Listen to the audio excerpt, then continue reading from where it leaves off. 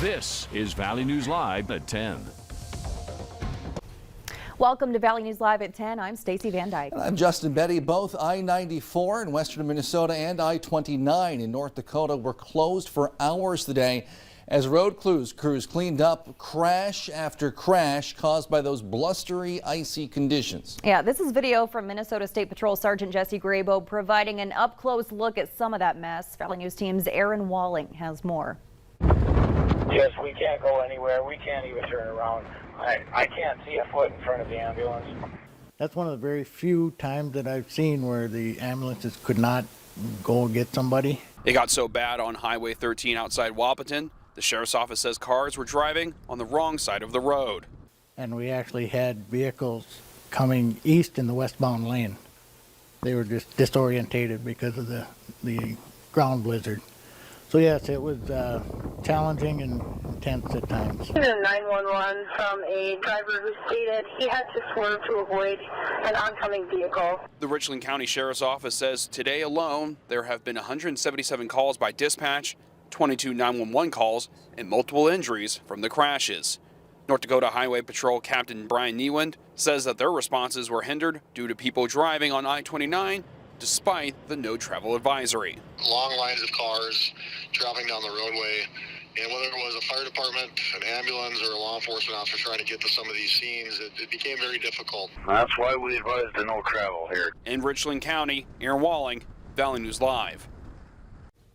And Minnesota wasn't spared from the travel trouble. According to Minnesota State Patrol, there have been 90 crashes, 112 spin-offs, 9 jackknife semis, and counting. As for what Mother Nature has in store for the weekend, let's send things over to Chief Meteorologist Hutch Johnson with the details. Hutch. Thanks, you too. Good evening, everyone. Hey, the work week is over, heading into the weekend. Wild weather. Welcome to all you at the Squirt International. A lot of hockey players out there. We have hockey weather here.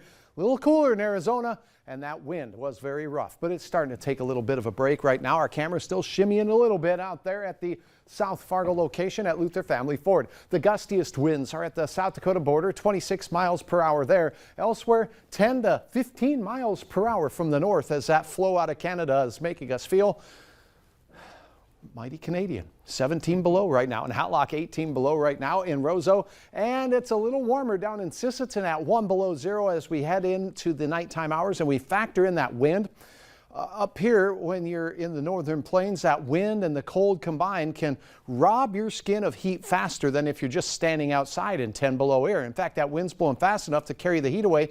Your skin cools off like it's 40 below zero in Detroit Lakes, like it's 37 below zero in Fergus Falls. And look at this, Crookston, it's not a picnic out there, 42 below. Wind chill index at this hour. Temperatures, air temperatures will dive away very quick. And about 4 o'clock in the morning, we're expecting a south wind to take hold and we'll start climbing up just a bit. But those wind chills will be brutal all night, down to around 45 below zero at times, as you saw. We'll have hour-by-hour details on a very chilly weekend ahead, but that's pretty good for hockey, and it is, I guess, an emergency situation to get to the hockey rink on time for your game. Yeah, to all the out-of-towners here, it's not always like this, No, right? I promise. It's not just that. Sometimes. Not all the time. We'll cross-check the old forecast here in just a couple of minutes. Thanks, Back to you guys.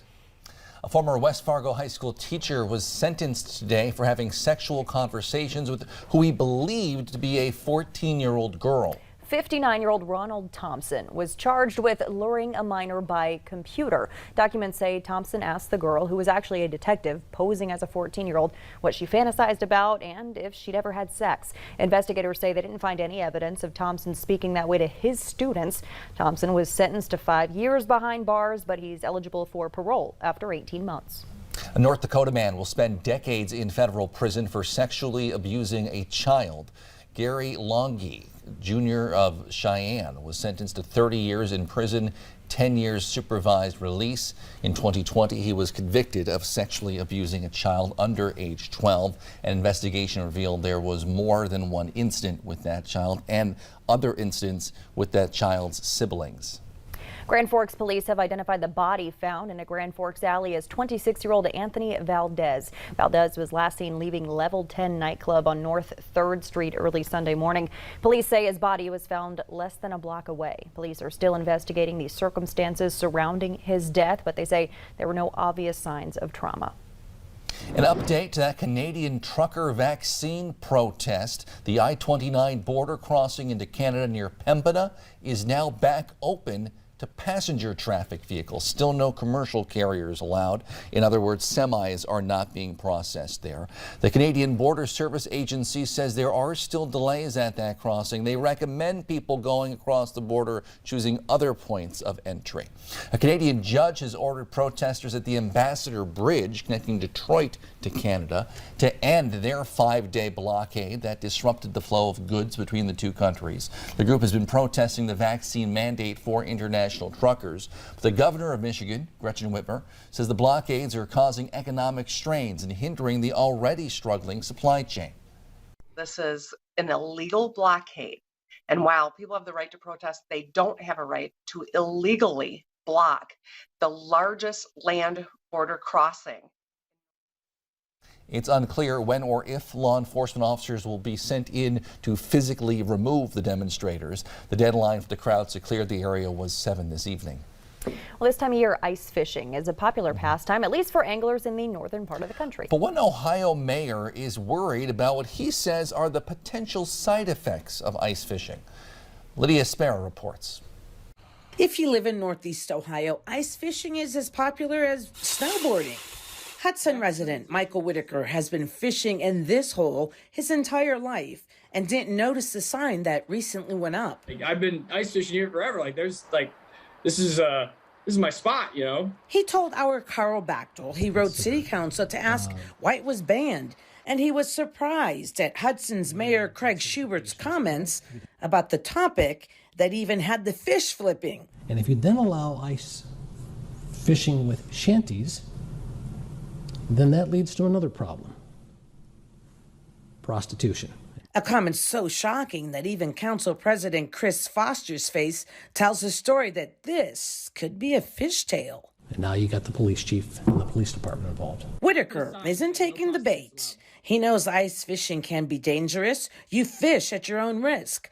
But the sport is worth fighting for. Because it's addicting. There's no reason that it should be this fun to catch 4-inch bluegill through an 8-inch hole. And the mayor should reel in his comments that ice fishing and shanties lead to prostitution. We go out there to get away from women.